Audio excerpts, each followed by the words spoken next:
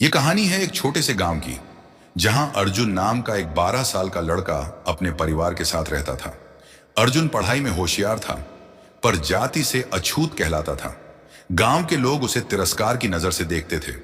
मंदिर में घुसना मना, स्कूल में आगे बैठना मना और कुएं से पानी लेना भी मना। एक दिन अर्जुन स्कूल से रोता हुआ घर आया।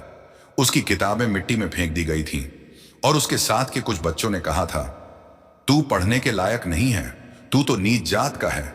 मां ने उसे सीने से लगाया, पर खुद की आंखों में आंसू छिपा न सकी। अर्जुन ने पूछा, मां, क्या मैं कभी कुछ नहीं बन सकता? क्या भगवान ने हमें छोटा ही बनाया है? मां ने कांपते हुए हाथों से एक तस्वीर निकाल कर दी। बेटा, ये बाबा साहब भीमराव अंबेडकर हैं। जब सबने हार मान ली थी, तब इन्होंने लड़ना सीखा। जब सबने चुप रहना सीखा, तब इन्होंने बोलना सीखा। अर्जुन ने तस्वीर को बड़े ध्यान से देखा। आंखों में साहस था, हाथों में किताब और पीछे संविधान की छाया। मां बोली, अगर तू कुछ बनना चाहता है तो इनके रास्ते पर चल। ये भगवान से भी बड़े हैं, क्योंकि इन्होंने लाखों को इंसान बनाया।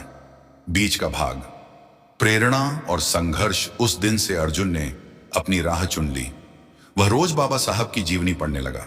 जब उसे पता चला कि बाबा साहब ने भी बचपन में वही सहा था जो वह सह रहा था, अपमान, भेदभाव, तिरस्कार, तब उसके भीतर आग जल उठी। उसने जाना कि कैसे बाबा साहब ने छुआछूत के खिलाफ संघर्ष किया, महाड़ सत्याग्रह किया, पानी के हक के लिए आंदोलन किया और फिर संविधान बनाकर सबको बराबरी का अधिकार दिया। एक दिन गांव में एक भाषण प्रतियोगिता हुई। अर्जुन ने मंच पर चढ़कर कहा, मैं उस व्यक्ति को भगवान मानता हूं जिसने मुझे यह हक दिया कि मैं आज मंच पर बोल सकूं। बाबा साहब ने हमें आत्मसम्मान दिया, शिक्षा का हक दिया, सोचने की आजादी दी। उनके बिना हम आज भी जंजीरों में बंधे होते।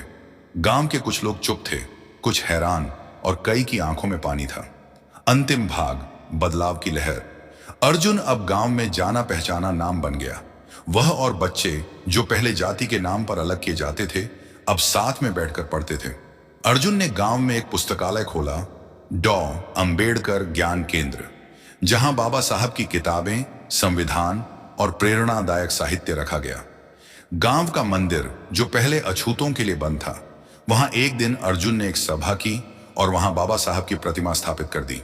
सभी ने मिलकर पूजा की, फूल चढ़ाए, पर साथ में संकल्प भी लिया, अब किसी को नीचा नहीं समझेंगे। बाबा साहब की पूजा केवल मूर्ति के सामने नहीं, बल्कि जब एक गरीब बच्चा किताब थामता है, जब एक लड़की स्कूल जाती है, जब कोई दलित आत्मसम्मान से जीता है, तब होती है। अर्जुन अब एक शिक्षक बन गया था। हर साल 14 अप्रैल को वह बच्चों को एक ही बात कहता, बाबा साहब भगवान से भी बढ़कर हैं, क्योंकि उन्होंने हमें लड़ने की ताकत दी, सोचने की आजादी दी और इंसान बनने का हक दिया। उनकी पूजा करो, अपने विचारों से, अपने कर्मों से, अपने आत्मसम्मान से। समाप्ति। एक दीप से हजारों दीप। आज अर्जुन का गांव बदल चुका है। वहां मंदिर भी है, पुस्तकालय भी। भेदभाव की दीवारें टूट चुकी हैं। क्यों?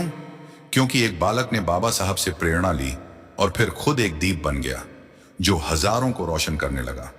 जय भीम।